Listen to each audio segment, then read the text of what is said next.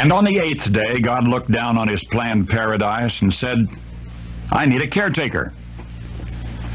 So God made a farmer.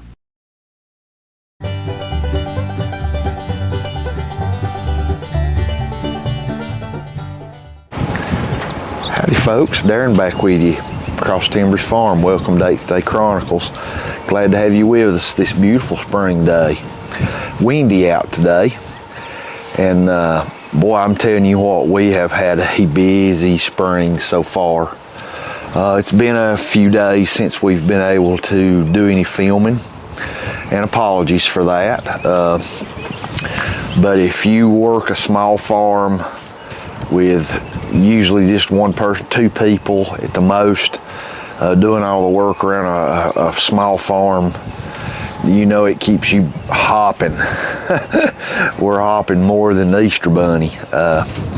We've been staying at it. So we've been so busy that there's just been a lot of things we've not been able to pull the camera out and do some filming for some of this stuff. So, you know, time's money, the old saying, and there's just don't seem like there's enough hours in the day sometimes, and we've been really busy here lately, and it's fixing to get even busier. We've been doing a lot of projects around our goat herd. Our kid goats, our Oberhasleys, are doing really well. Our kids that we had born are growing like weeds, and they're looking really good. Two of the bucklings have been sold. They're still here. They're still on mom. We've not weaned them yet, but they have been sold to be future herd sires on other dairies. Lana's two bucklings, they've both sold, and to some really nice folks, and we're glad that they ended up, will be going where they're going.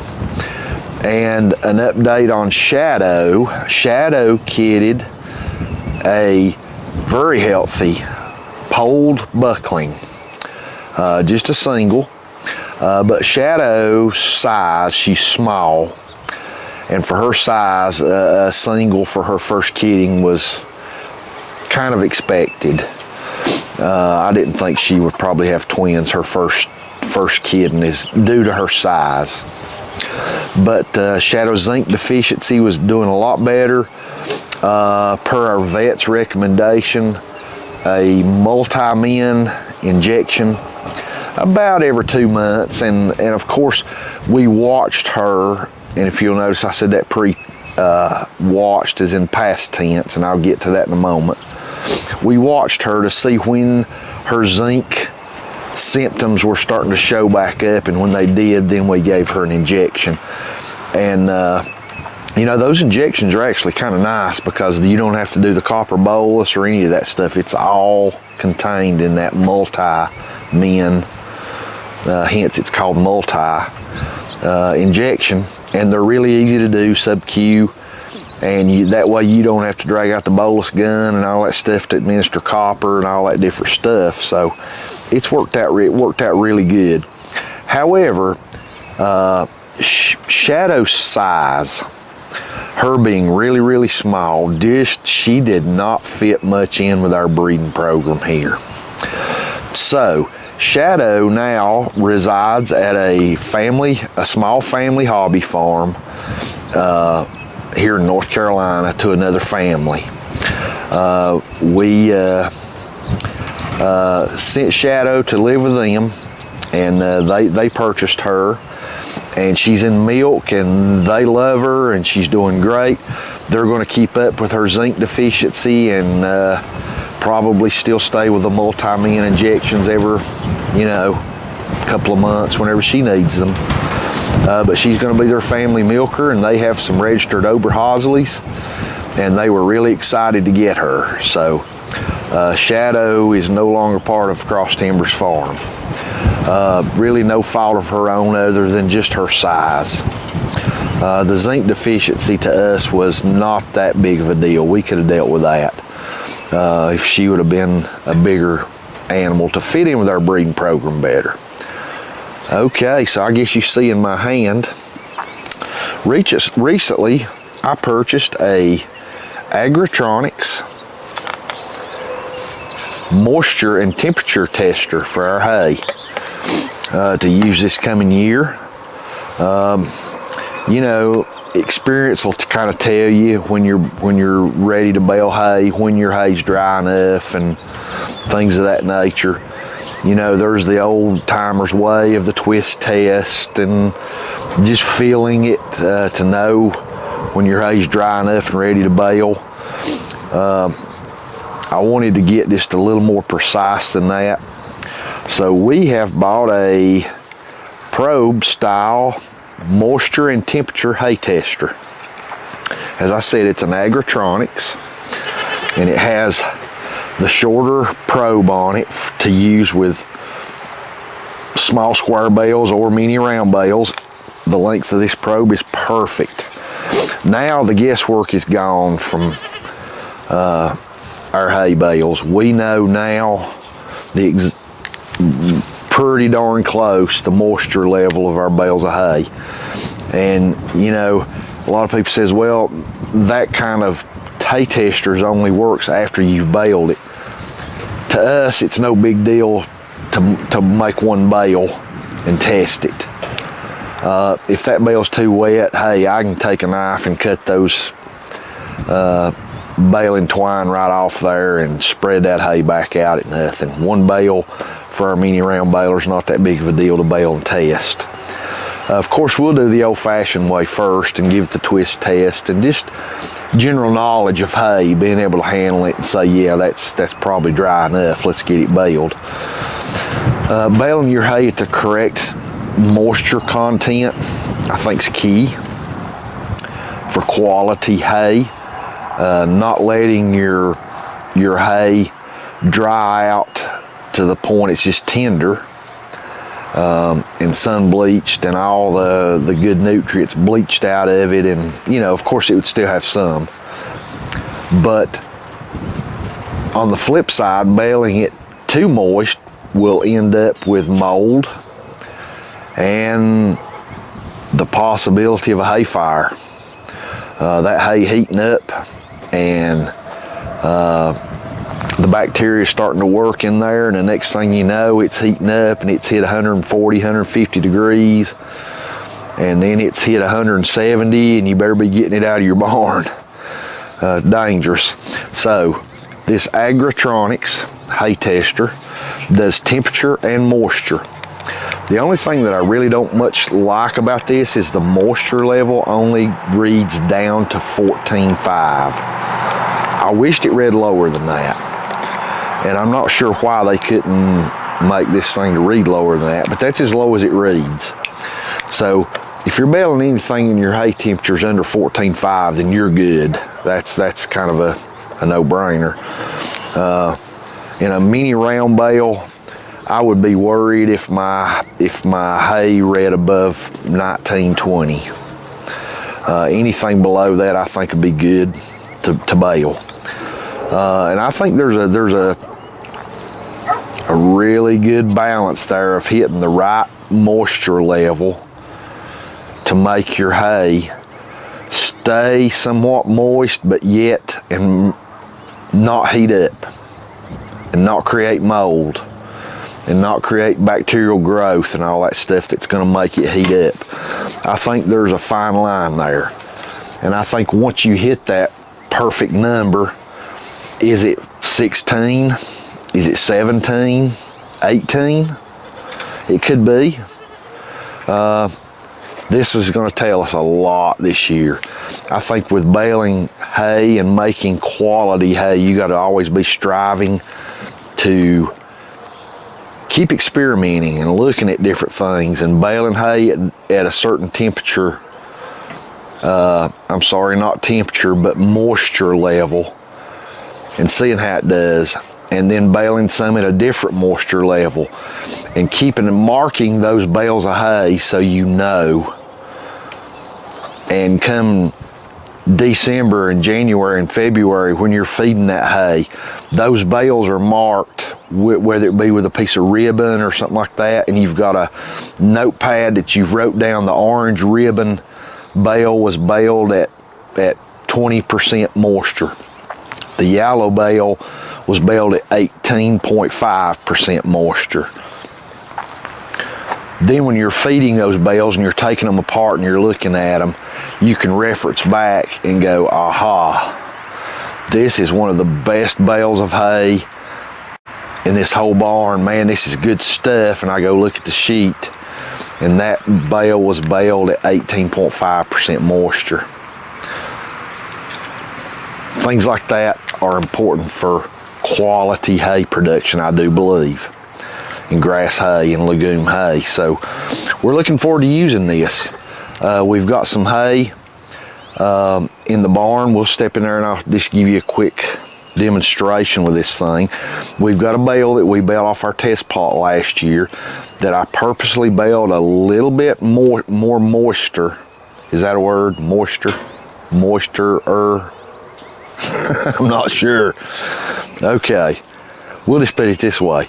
I've got a bale in there that I baled that was a little damper than I would normally have baled. Well, actually I baled several of them. They turned out to be fantastic feeding them this year. We got no mold, no nothing. They didn't really heat up much at all. They stayed cool. They've stayed dry all winter, and I've got one bale of that left. Our dairy goat herd loves those bales. I can drag one of them out and put it in the barrel feeder. They almost run to it. It is fantastic hay. Top shelf hay. Some of probably the best bales of hay I've ever had on this farm. And I just used the old-timey way of testing, and I knew these are a little bit damper than I would normally bale, but I'm gonna bale them. I wanna try them. And they turned out fantastic. Could have I been baling hay before too dry? Maybe. It's all a learning process. If you are making quality hay and you just stop learning and say, well, this is the way I've always done it, this is the way Uncle Joe taught me, this is the way Grandpa Willie taught me, I'm just going to keep doing it this way, and it works for you, fine. But if you want to always be continuously trying to improve your hay, let's see what we can do. We might can do one thing a little more different. We might can try this. Let's try that. Let's see what we come up with. And you got to keep detailed records of what you're trying. Or if you're like me, the next year you won't remember. It'll be gone out of your mind. So we tried this a little bit, just a little bit higher moisture content, baling it than we have in the past, and it turned out fantastic. I mean, fantastic. You can cut one of those, the twine off one of those little mini round bales that we got off the test plot and pull a layer, like a flake off of it, and the smell is phenomenal. It's almost like you just cut it 3 or 4 days ago. The hay is still colored really well, and here we are in April and it's still green in places, and I'm not talking about green like you'd cut here on, just cut on the grass. If you do hay, you know what I mean when I say it's green. It's not green, but it's well, you know what I mean. It's fantastic hay. It taught us a lot. However, I did not know the exact moisture content. This year when we do it, I will. So let's go step in here in the hay room and I'll demonstrate real quick how this works. And so far I'm pretty happy with this thing. Of course, we've not baled any fresh hay with it, and we're going to really put this to work this summer. And by next winter, I should be able to tell you exactly how well I like this thing. You can buy these off Amazon or most farm supply stores. They're around 200 bucks, give or take, either way, a little bit. But so far it seems to work good. Runs off a 9-volt battery, very simple to operate. You have 2 buttons here. Let's see, your moisture level and your temperature button. That's all there are to it. It's got a digital display, we'll show you. It's got the probe here, and they make these things with big long probes to go in big 4x4, 4x5, 5x5 round bales too. This is the square bale size, perfect for a mini round bale also. So let's go stick this in one of those and take a look. Okay, we're here in the hay room, and I hope it's light enough in here that you can see. We have about 15 bales left over from last year that we're need to get fed. But here is the very last bale, and you can tell it's marked from our test plot cut, our last cutting off the test plot last year. This is a fantastic bale of hay. I can already tell without even crack, because I've fed 6 of these, or 5 of them. This was the 6th one. They've every one been phenomenal. Absolutely phenomenal. So let's take the hay tester here, and let's just put the probe right in. If you can see here, I'm just going to stick this, I'll tell you what, let me zoom in a little bit so you can see this better. Okay folks, here is our last bale that we cut off of our test plot. I know from experience feeding these that this is a fantastic bale of hay. This is the last one we have left, and I'm curious to what the moisture content of this bale is going to be after 8 months. And it's dry. All right, we're going to poke around here and find the best place to insert our probe. Right there, it's all the way in. Okay folks, that's saying the moisture right there is at 15.8. I don't know if you can see that. Okay, that's a good moisture content for that long. Okay, we're going to go to another spot, which I bet's a little higher. Okay, well, it's 15.2. Okay, let's come down a little bit. Okay, there we go. 16.9. And in another spot, 16.8. If you can see that. And right smack in the middle, it's 16 exactly. So that hay has retained its moisture very well. This bale was a little bit more moist, the hay was, when we baled it than I normally would have. And that experiment has paid dividends, because I already know for a fact this is good hay.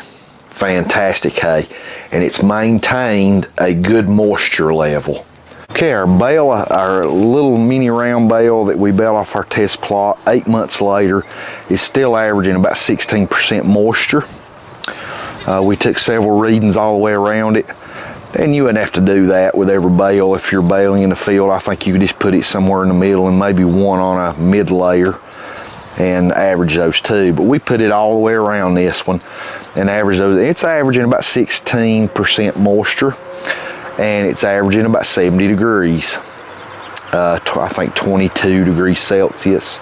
I think comes out to somewhere right about 70 degrees Fahrenheit, maybe 71. And it's about 70 degrees out today. So it's pretty well ambient temperature. So that hay has kept for 8 months. Fantastic. Someone could come today and say they want to buy some horse quality hay, and I could sell them that bale of hay and those that was like it, and have the utmost confidence when they take that and start feeding it, they're going to go, wow, this is good hay, even in being cut for 8 months. It's fantastic. So tools like this, I think, will really benefit us. If you have one of these little tools, let us know your thoughts. I know a lot of balers have baler bale chamber mounted moisture sensors, and our little Farm Max mini round baler does not, and they're pretty pricey. This is a lot cheaper option. And a lot of folks say, well, you have to bale a bale of hay before you can use this. To me, making one mini round bale and checking it's not that big of a deal. Hey, if it's too wet, if I get a reading of 25%, 30% moisture or something like that, out of the very first one, it's nothing for me just to cut it and cut the twine off of it and spread it back out and let it dry a little more and bale it again in a few days. That to me is not that big of a deal. And they do make windrow testers where you can put them in your hay in a bucket and press down on a tester. I think AgraTronix makes those. We decided to go with this one because to me I thought about it, and well, you know, cutting a part of bale and spreading it back out one bale is not a big deal to me. So I think I'm gonna like this little tool. If you have one and you've used it, let me know your experience. Was it good? Was it bad? Was it so-so? We're always looking for ways to improve the quality of our hay, and knowing the moisture level of your hay when you bale it, I think is paramount. All right, yesterday we sprayed our main hay field with 2,4-D. They were starting to get weedy, and man, I'm telling you, we were struggling to get a day to do it. Let's walk out there and I'll take you a quick look at it. Here we are out in the pasture, our main hay fields, and you can see they're looking phenomenal. I guess you can see where I've been across them with the sprayer, the ATV and the sprayer. And we spray the fields with our ATV. I hook a North Star sprayer and with boom, and we spray the field. We really struggled this spring waiting to find the right day to spray due to the wind. This has been the windiest spring I can remember in years. The windiest couple of years that I can remember, but this spring, you know how spraying is, I wait till a day where there's basically no wind to prevent drift. And we don't have any row crops or anything around here. Even some of our bordering neighbors' property, they don't even have a garden. So, but still, I did not want this stuff to drift, so we kept waiting on a day where the wind was not blowing, and man, they just did not come. We kept watching the weather and waiting, and I had everything, the 2,4-D and the sprayer and everything sitting there ready, waiting on the right day, watching every day, and just could not catch a day. Yesterday, we finally got a day. I told Susan, if I don't get that 2,4-D sprayed, probably within the next 7 days, I might as well just forget it till second cutting. It was getting that close. Maybe not even 7 days, probably 5 if we hadn't caught it. But yesterday, midday till about 3 p.m. Well, it was earlier than that. I guess it was about 10 a.m. to about 3 p.m. Was perfect, and we got it sprayed. About 3 p.m. the wind started picking back up, and thank goodness I was basically done. All I liked was about one little strip, and I just had to sit and wait for the wind gust to quit. Then I'd go and I'd feel a little bit more wind. I'd just stop, cut the boom off again, and just sit there till that breeze passed, because it was just pushing in.